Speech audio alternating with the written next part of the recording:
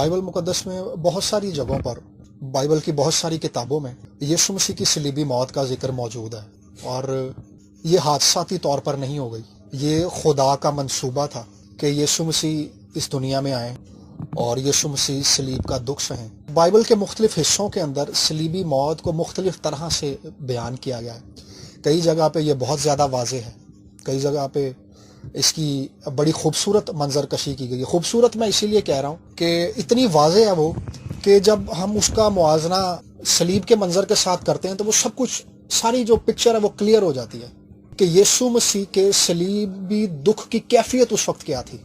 खुदावंद यीशु मसीह जब सलीब पर थे तो ना खुदावंद यीशु मसीह ज़मीन पर थे ना उस वक्त आसमान पर थे, बल्कि ज़मीन और आसमान के दरमियान में सलीब पर लटके हुए थे। तो यही एक अज़ियत की एक बहुत बड़ी शक्ल थी कि बदनी तौर पर भी वो वीक हो चुके हैं। लिखा है कि जो गुनाह से वाकिफ ना था उस पर दुनिया का गुनाह भी लाद दिया गया है, गुनाह का बोझ है और बदनी तौर पर वीक हो चुके, खून बह रहा है, जख्म है बदन के ऊपर, प्यास लगी हुई है, कांटों का ताज है सर के ऊपर। और इस सारी कैफियत के अंदर खुदावंद यीशु मसीह जिस चीज़ को थामे हुए हैं वो बाप की मर्जी है। खुदावंद की सारी खिदमत के अंदर एक चीज़ हमें बड़ी वाज़ेह नज़र आती है और ख़ास तौर पर यूहन्ना की इंजील के अंदर ये नज़र आती है कि खुदावंद यीशु मसीह बार बार ये कह रहे हैं कि मैं भेजने वाले की मर्जी को पूरा करो। बारहा मुख्तलिफ तरह से खुदावंद ने इस बात का इजहार किया है। तो ये साया नबी ने भी इसी मंजर को, इसी वाक़े को बयान किया है। मैं आज जब थोड़ी देर पहले इस पर गौर कर रहा था, सुबह और रात भी मैं इस पर गौर कर रहा था, तो ये बहुत ही ख़ास हिस्सा है बाइबल मुकद्दस का जिससे हम उस अज़ियत का, उस दुख का और उस मोहब्बत का जो खुदावंद यीशु मसीह हमसे रखता है उसका अंदाज़ा लगा सकते हैं कि खुदावंद यीशु मसीह खुदा है, खुदावंद यीशु मसीह बाइख्तियार है, खुदावंद यीशु मसीह कुदरत वाला है, खुदावंद यीशु मसीह खालिक और मालिक है।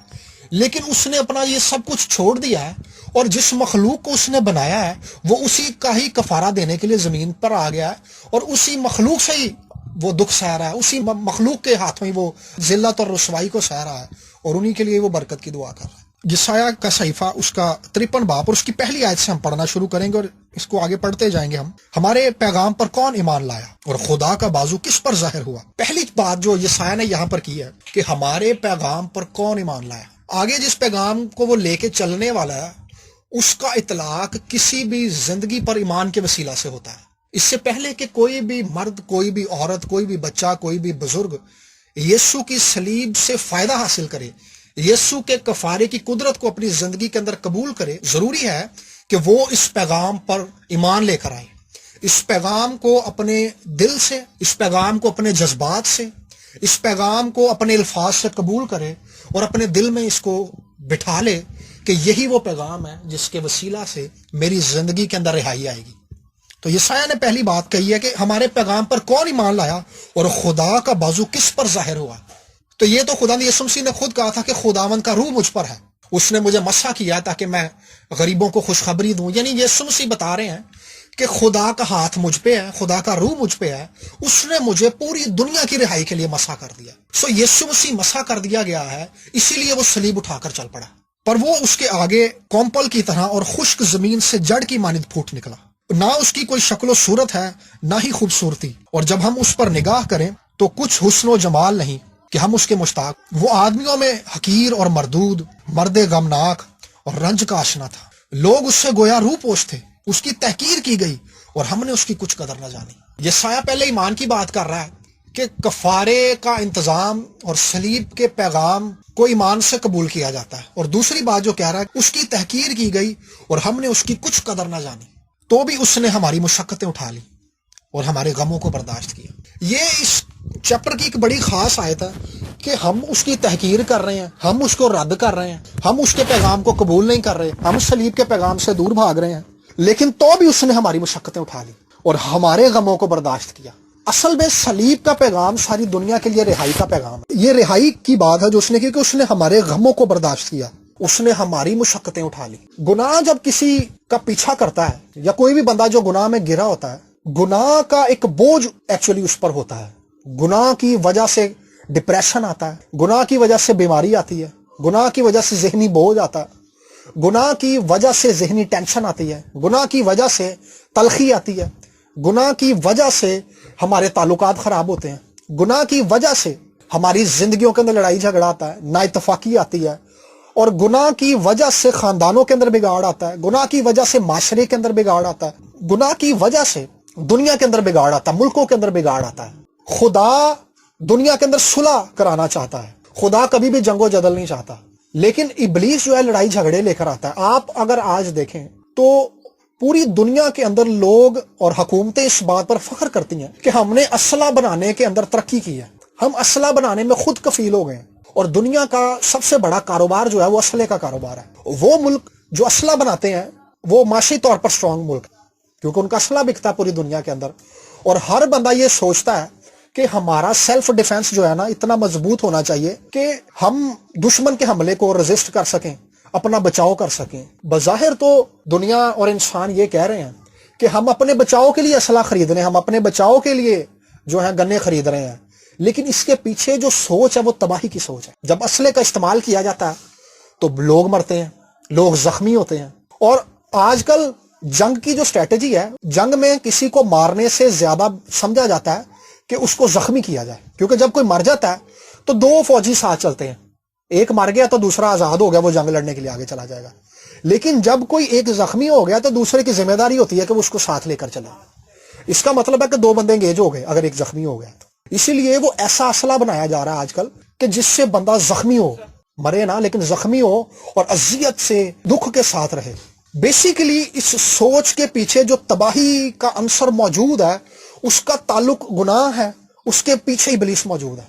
इब्लीस किसी भी बंदे को मारता नहीं है इतनी जल्दी, लेकिन वो अजियत देता रहता है उस बंदे को। ये अजियत जो है लोगों के वसीला से मिलती है, ये अजियत जो है उसके अपने अंदर के गुनाह के इल्जाम की वजह से होती है, ये अजियत जो है माशरती बिगाड़ की वजह से होती है। जब हमें इस बात की समझ आती है कि हमारे माशरे के अंदर कितनी खराबियां हैं, खाने पीने के अंदर मिलावट है, इलाज की सहूलत अच्छी नहीं है, दवाइयां जो है 2 नंबर मिल रही हैं, और हर तरह से हमारे माशरे के अंदर बिगाड़ है। हम एटीएम पे पैसे निकलवाने जाते हैं तो हमें खौफ होता है कि कहीं पैसे ना हमसे कोई छीन ले। तो ये माशरती बिगाड़ है, ये चीजें हमें हर्ट करती हैं, और कोई भी बंदा इन चीजों से पीछा नहीं छुड़ा सकता। दुनिया के अंदर और घरानों के अंदर जो हालत है इस वक्त, उस हालत से हम भाग नहीं सकते। ये सोच लिया था लोगों ने कि पाकिस्तान के अंदर जिंदगी खत्म हो गई है। कई लोगों ने मुझे भी आकर कहा, यार तू बाहर जानदा कोई हिसाब ला, तू तो सिंगापुर भी गया है तो तू उत्थे ही रह, तू इत्थे वापस ना आई। मतलब लोग सोचते हैं कि यार जुल्म, तकलीफ, बोझ सिर्फ यहीं पे ही है, वहां पर जिंदगी सुकून में है, जबकि वहां पे भी जुल्म है, जबकि वहां पे भी तकलीफ है। कुदरती आफात जब आती हैं तो वो हर जगह पे आ जाती हैं, सैलाब हर जगह पे आ जाता है, जलजला हर जगह पे आ जाता है, बीमारियां हर जगह पे आ सकती, और वबा हर जगह पे आ जाती है। कोरोना वायरस आज पूरी दुनिया के अंदर फैला है, दुनिया में कोई ऐसी जगह नहीं है जहां पे ये वायरस नहीं जा सकता। सो अमेरिका इसकी वजह से डिजास्टर का शिकार हो गया।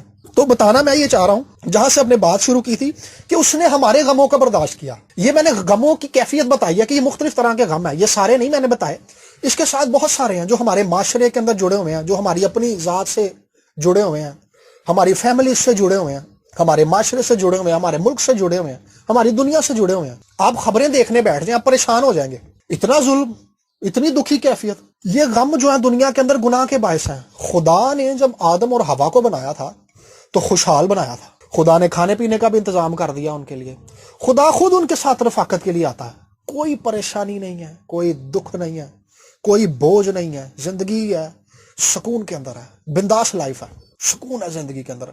यूटोपियन एक इंग्लिश में वर्ड यूज किया जाता है, यूटोपियन। यूटोपियन कहते हैं कि एक ऐसी लाइफ जो ख्यालात की दुनिया के अंदर है, जिसके अंदर ना कोई वबा है, जिसके अंदर ना कोई बीमारी है, ना कोई टेंशन है, ना कोई लड़ाई झगड़ा है, ना कोई हमें लगा लगा के बात करता है, कोई चक्कर नहीं है, सुकून। एक ऐसी लाइफ थी वहां पे। लेकिन वो लाइफ कब खराब हुई है? जब गुनाह आया। जैसे ही गुनाह आया उनके अंदर खौफ आ गया, उन्होंने अपने आप को छुपा लिया। खुदा ने आके आवाज दी, आदम तो कहा, उसने कहा कि मैं डरा और मैंने अपने आप को छुपा लिया। तो खौफ आ गया, पहली चीज, उसने अपने आप को छुपा लिया। एक खौफ होता है जो खुदा की इबादत के लिए, खुदा की पैरवी के लिए, खुदा के हुक्मों पे अमल करने के लिए खुदा का खौफ होता है। एक खौफ गुनाह की बायस आता है हमारी जिंदगियों के अंदर। एक खौफ शिकस्त का खौफ होता है हमारे अंदर, कहीं ऐसा ना हो जाए, अगर ऐसा हो गया तो मैं क्या करूंगा। ये खौफ गुनाह की वजह से हमारी जिंदगी के अंदर आता है। और जब खौफ किसी बंदे की जिंदगी के अंदर आता है तो खौफ की वजह से इब्लीस किसी बंदे के अंदर हमला कर देता है। समझ लेंगे एक ऐसा दरवाजा खुल जाता है इब्लीस के लिए कि इब्लीस किसी बंदे को कंट्रोल कर लेता फौरन से, खौफ की वजह से। तो लिखा है कि यीशु ने हमारे गमों को बर्दाश्त किया, ہماری مشقتوں کو اٹھا لیا. سو خوشخبری کا پیغام اس بات کے اندر یہ ہے کہ یہ دنیا گناہ سے بھری ہوئی ہے, دنیا دکھ سے بھری ہوئی ہے, دنیا کے اندر کوئی ایسی جگہ نہیں ہے, کوئی ایسا مقام نہیں ہے جہاں پر جا کر آپ سکون کا سانس لے سکیں. دکھ, مصیبت, ٹینشن ہر جگہ موجود ہے, لیکن اس کی شکل فرق ہے. آپ کسی کے دکھ دیکھ کر یہ کہہ سکتے ہیں کہ یار میرا دکھ اس سے زیادہ بڑا ہے, بے شک آپ کا بڑا ہے, لیکن جس جگہ پہ ہر بندہ اپنی زندگی میں کھڑا ہوا ہے اس کا دکھ اس کے لیے بہت بڑا, ٹھیک ہے. لیکن یسوع کے بارے میں ہم نے پڑھا کہ اس نے ہمارے غموں کو برداشت کیا. جب وہ صلیب پر جا رہا ہے, صلیب اٹھا کر جا رہا ہے, صلیب پر کا دکھ سہ رہا ہے, کوڑے کھا رہا ہے, کانٹوں کا تاج پہن رہا ہے, اور صلیب اٹھا کر یروشلم کے پہاڑی راستے کے اوپر چل رہا ہے, اور بہت ظلم کیا جا رہا ہے اس پر, اور اس کو ستایا جا رہا ہے, اس کے منہ پہ تھوکا جا رہا ہے, ذلت برداشت کر رہا ہے وہ, تو لکھا ہے کہ وہ ہمارے غم تھے. ہم ایمان کے ساتھ اس بات کو کلیم کر سکتے ہیں, ایمان سے اس بات کو اپنی زندگی میں قبول کر سکتے ہیں کہ یسوع نے ہمارے غموں کو صلیب پر اٹھا لیا, وہ ہمارے غموں کو لے کر صلیب پر چڑھ گیا. سو جب بھی ہمیں غم ستانے لگے, ہم نے غم کے نیچے دبنا نہیں ہے, بلکہ غم کا مقابلہ یسوع کی صلیب سے کرنا ہے کہ خداوند میں اس غم کو تیری صلیب کے وسیلہ سے شکست دیتا ہوں, کیونکہ تو نے میرے غموں کو اٹھا لیا, تو نے میرے دکھوں کو اٹھا لیا. صلیب اصل میں ہماری ہیلپ کرتی ہے, صلیب اصل میں ہمیں زور دیتی ہے کہ یہ غم جو ہمارے اوپر آیا یہ پہلے سے ہی اٹھا لیا گیا ہے. صلیب ان غموں کا مقابلہ کرنے کی تاثیر ہمارے اندر ڈالتی ہے, صلیب ان غموں کے اوپر غلبہ پانے کی توفیق ہمیں دیتی ہے, صلیب ان غموں کو اپنے پاؤں تلے پامال کرنے کی توفیق ہمیں دیتی ہے, صلیب ہمیں فتح بخشتی ہے, کیونکہ ہمارے لیے ایک ایسا بندہ دکھ سہ رہا ہے, ایک ایسی شخصیت دکھ سہ رہا ہے جو کبھی ہارا نہیں ہے. ابلیس کو یہ لگتا تھا کہ یسوع صلیب پر چڑھ کے مر جائے گا, لیکن وہ یہ نہیں جانتا تھا کہ یہ صلیب پر چڑھ کے مجھے اور میری حکومت کو ہمیشہ کے لیے برباد کر دے گا. یسوع نے صلیب پہ چڑھ کے گناہ کو, ابلیس کی ساری حکومت کو, گناہ کے سارے اختیار کو, گناہ کے سارے زور کو ہمیشہ کے لیے ڈسٹروائے کر دیا. جب بھی یہ ہماری زندگی کے اوپر حملہ کرے, ہم نے صلیب کو یاد کرنا ہے اور صلیب کے پیغام کو لے کر اس پر حملہ کر دینا ہے, اپنے غموں پر حملہ کر دینا, اپنے اندر کے بوجھ کی کیفیت کو لینا ہے اور کہنا کہ خدا میں تیری صلیب کو اپلائی کرتا ہوں, کیونکہ تو نے صلیب پر میرے غموں کو برداشت کر لیا, کیونکہ تو نے میری مشقتوں کو صلیب پر اٹھا لیا. اس زمین پر دنیا جو ہے دکھوں سے بھری ہوئی ہے, دنیا کے اندر بہت دکھ ہے, اور ہر بندے کی دکھ کی کیفیت فرق ہے. اگر کوئی کنوارا ہے تو اس کے دکھ کی کیفیت فرق ہے, اگر کوئی شادی شدہ ہے تو اس کے دکھ کی کیفیت فرق ہے, اگر کوئی بزرگ ہے تو اس کے دکھ کی کیفیت فرق ہے, کوئی با اختیار ہے, پیسے والا ہے تو اس کے دکھ اور بوجھ کی کیفیت فرق ہے, اگر کوئی غریب ہے تو اس کے دکھ کی کیفیت فرق ہے. دکھ ہر بندے کے پاس ہے. کسی بندے نے اپنے ملازم سے پوچھا نا, اس نے کہا کہ بھئی تیری تنخواہ ہزاروں میں ہے تو تیرے بوجھ اور دکھ کی کیفیت بھی ہزاروں والی ہے. اس نے کہا میرے پاس کروڑوں ہے, میرے پاس دکھ اور بوجھ اور ٹینشن کی کیفیت بھی لاکھوں والی ہے, کروڑوں والی ہے. سو اس دنیا کا کوئی بھی بندہ دکھ سے آزاد نہیں ہے. دکھ کو ڈیل کرنے کے دو طریقے ہیں. میں رات کو سادھو سندر سنگھ کی کتاب پڑھ رہا تھا, دا گاسپل آف سادھو سندر سنگھ, اور میں اس بات سے حیران ہو گیا, اور میں دیکھ رہا تھا کہ یہ خدا کا کیسا فضل ہے. اس بندے مالدار آدمی ہے, جٹ ذمہ دار آدمی ہے, ذمہ داروں کا بیٹا ہے, روپے پیسے والا ہے. اس کے والدین نے اس کو گھر سے نکال دیا ہے کہ آج سے تیرا اس گھر کے اندر اور ہماری جائیداد کے اندر کوئی حصہ نہیں ہے, کیونکہ تو نے مسیح کو قبول کر لیا. وہ بندہ کہتا ہے کہ بھی سادھو نے جڑیں کھا کر, پتے کھا کر گزارا کیا. روٹی لوگ دے دیتے تھے کیونکہ لوگوں کو پتا تھا کہ بھئی یہ سادھو آدمی ہے تو یہ ہمیں دعا دے گا, اللہ لوگ کا جسے ہم عام زبان میں کہتے ہیں. تو لوگ اس کو کھانا دے دیتے تھے تو وہ کھا لیتا تھا, نہیں تو جنگلوں میں بیٹھ کر جڑیں کھا کے, پتے کھا کے وہ اپنا گزارا کر لیتا تھا. سر دھرنے کی جگہ نہیں ہے, جنگلوں میں سو گیا, درختوں کے نیچے سو گیا, پتھریلی زمین پہ سو گیا. اس نے اپنے آپ کو کس طرح سے, میں دیکھ رہا تھا کہ آزاد کر لیا.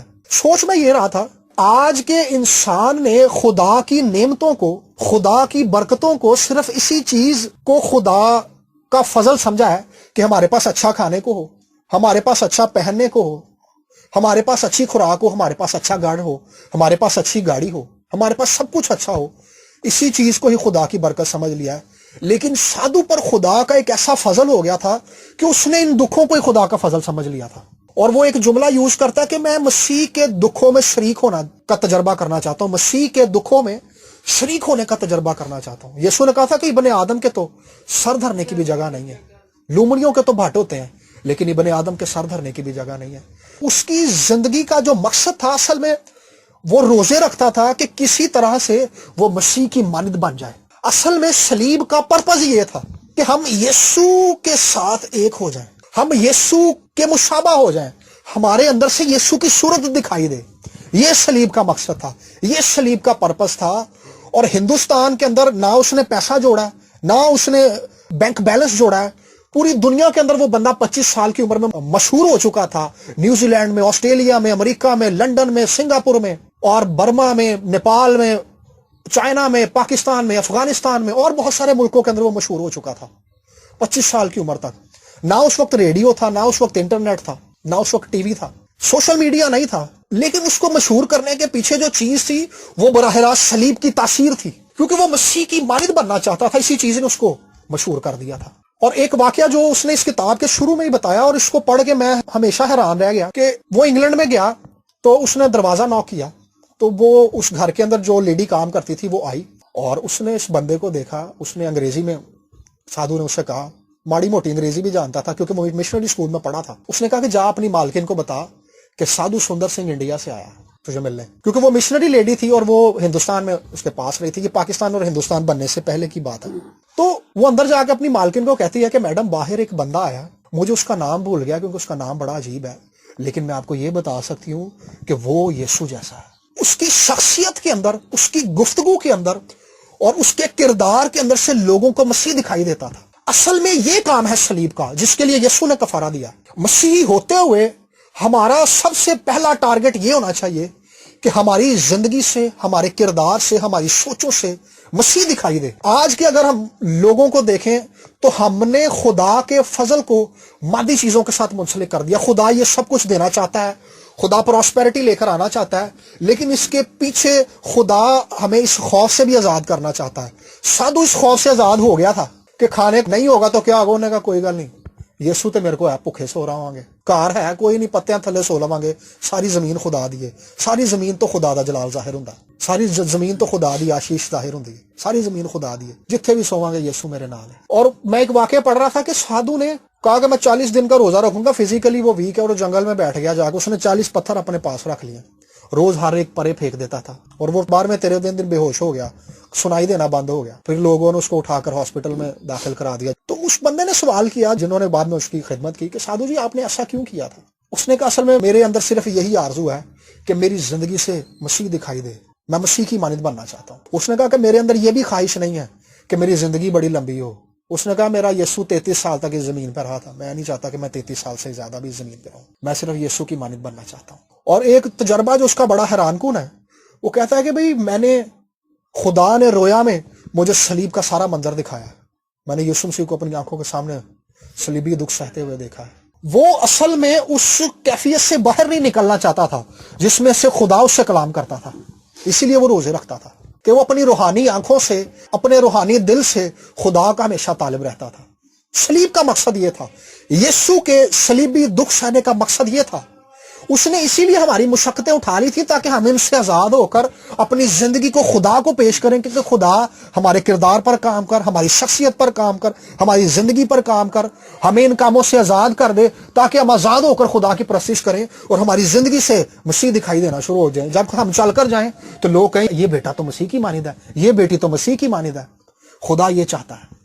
پولس بھی یہی بات کہتا ہے کہ میری مانند بنو جیسا میں مسیح کی مانند بنتا چلا جاتا ہوں. سو آج صلیب کا پیغام ہمیں یہ چیلنج دیتا ہے کہ کیا یسوع نے ہماری مشقتیں اٹھا لی ہیں, یسوع کی تحقیر کی گئی ہے, یسوع غم کا آشنا بن گیا, یسوع نے ظلم سہا ہے, اس کی صورت بگڑ گئی ہے, اسی لیے تاکہ اس کی بگڑی ہوئی صورت کے وسیلہ سے ہماری صورت درست ہو جائے اور ہماری صورت سے مسیح دکھائی دینا شروع ہو جائے. سو ہم نے آج خداوند سے یہ توفیق مانگنی ہے کہ صلیب کی اس قدرت کو میری زندگی سے بھی ظاہر کر دے. ہم نے اپنے دلوں کو مادی چیزوں سے خالی کرنا ہے. یا تو ہم ایک وقت میں دنیا سے محبت رکھ سکتے ہیں یا خدا سے.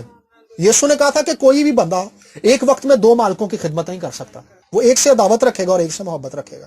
تو سادھو نے یہ فن سیکھ لیا تھا اور ہر کلیسیا کے لوگ اس کو قبول کرتے تھے. کیتھلکس اس کو عزت کی نگاہ سے دیکھتے تھے, یو پی چرچ والے, اینگلیکن چرچ والے, سب لوگوں کے اندر اس کی عزت تھی کیونکہ وہ براہ راست خدا کے پرپس کو لے کر چل رہا تھا, وہ مسیح کی مانند بننا چاہتا. سو صلیب کا یہ پیغام ہمیں چیلنج کرتا ہے کہ ہم مسیح کی مانند بن جائیں اور ہماری زندگیوں سے مسیح دکھائی دے. لکھا ہے کہ ہم 6 آیت, ہم سب بھیڑوں کی مانند بھٹک گئے تھے, ہم میں سے ہر ایک اپنی راہ کو پھرا، پر خداوند نے ہم سب کی بدکرداری اس پر لا دی۔ وہ ستایا گیا تو بھی اس نے برداشت کی اور اس نے منہ نہ کھولا۔ جس طرح برا جسے ذبح کرنے کو لے جاتے ہیں، اور جس طرح بھیڑ اپنے بال کترانے والوں کے سامنے بے زبان ہے، اسی طرح وہ خاموش رہا۔ سو یسوع مسیح نے یہ دکھ اور یہ ستایا جانا خوشی سے قبول کر لیا۔ کیا ہم مسیح کی خاطر اس مقام پر ہیں، اس جگہ پر ہیں کہ ہم ستائے جانے کو قبول کر سکیں؟ اس نے تو ہماری تکلیفیں اٹھا لی ہیں، ہمارے دکھ اٹھا لیے ہیں، ہماری بیماریاں اٹھا لی ہیں، لیکن کیا آج ہم اس کے لیے تکلیف اور ظلم سہنے کے لیے تیار ہیں؟ اب دنیا کے اندر ایک بڑا اکنامیکل کرائسس آ رہا ہے۔ ورلڈ لیبر آرگنائزیشن نے اس دن میں پڑھ رہا تھا کہ انہوں نے بتایا کہ جب یہ کرونا کا پینڈیمک ختم ہو جائے گا تو پوری دنیا کے اندر 25 ملین لوگ جو ہے وہ بے روزگار ہو جائیں گے، اور یہ ایک بہت بڑی تعداد ہے اور ایک دکھ کی بات ہے۔ لیکن بات یہ ہے کہ کیا ہم ان آزمائشوں کے اندر، اس دکھ کے اندر مسیح کا دامن پکڑے رکھیں گے؟ ایک بزرگ تھا ابتدائی کلیسیا کا، پولیکارپ، اور ابتدائی کلیسیا کے بعد یوحنا کے بعد یوحنا رسول کا شاگرد پولیکارپ، اور اس وقت کے بادشاہ نے حکم جاری کر دیا کہ بھی پولیکارپ کو پکڑ لو کیونکہ وہ مسیح کا گواہ ہے، اگر وہ مر گیا تو مسیحیت ختم ہو جائے گی۔ وہ اس کو پکڑنے آئے ہیں، خیر کلیسیا نے اس کو پہلے سے بتا دیا کہ تجھے پکڑنے آ رہے ہیں، اس کو بھگا دیا، سیف کر دیا۔ چند مہینوں کے بعد خیر وہ پکڑا گیا۔ اس کو پکڑنے کے لیے جب اس کے گھر پہ آیا، اس نے کہا کہ جی میں تم لوگوں کے ساتھ چلا جاؤں گا، سپاہیوں کے ساتھ، مجھے دعا کرنے دو۔ 2-3 گھنٹے تک اس نے دعا کی، وہ خیر کھڑے رہے۔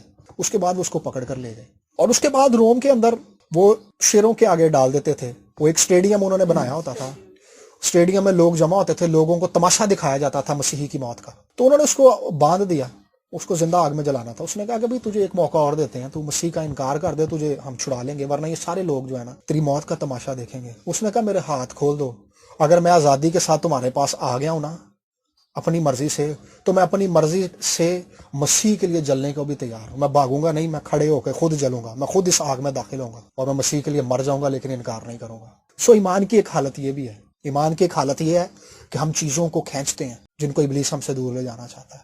ایمان کی ایک حالت یہ ہے کہ ہم خدا کی مرضی کو قبول کرتے ہیں۔ ایکچولی دونوں ہی سمتوں کے اندر خدا کی مرضی ہوتی ہے۔ ایک طرح سے خدا ہمیں جنگ کرنی سکھا رہا ہوتا ہے اپنی چیزوں کو کلیم کرنے کے لیے، اس کے لیے ہم جنگ لڑتے ہیں اور ایمان سے چیزوں کو لیتے ہیں۔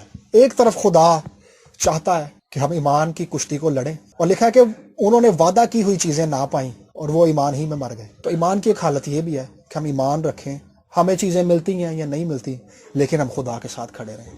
ہم اس بات پہ ایمان رکھیں کہ جو کچھ یسوع نے صلیب پر ہمارے لیے کر دیا ہے وہی سب کچھ ہے۔ سو آج میں اس پیغام کا اینڈ جو ہے اسی بات کی طرف کروں گا کہ صلیب کے کفارے کا مطلب یہ تھا کہ ہماری زندگیوں سے مسیح کا کردار دکھائی دے، پہلی چیز۔ اور دوسری چیز یہ تھی کہ کیا ہم صلیب پر ہوئے کام کی قدر کرتے ہیں۔ قدر اس کی یہ ہے کہ ہم ہر طرح کے حالات کے اندر مسیح کے ساتھ جڑے رہیں، خواہ تنگ دستی ہو، خواہ بھوک ہو، خواہ ننگا پن ہو، خواہ ہمیں اچھی چیزیں ملیں یا نہ ملیں، لیکن ہم مسیح کے ساتھ جڑے رہیں، کیونکہ اس نے ہماری مشقتیں اٹھا لی ہیں، اس نے ہماری بدکرداری اٹھا لی ہے۔ تو اب ہم پر یہ فرض ہے کہ ہم ہر طرح کے حالات میں اس کے ساتھ کھڑے رہیں۔ خداوند اس کلام کے وسیلہ سے ہم سب کو بڑی برکت دے، اور میں گزارش کروں گا کہ ہم تھوڑی دیر کے لیے آنکھوں کو بند کریں گے اور خدا سے توفیق مانگیں گے کہ ہماری زندگی سے مسیح کو جلال ملے۔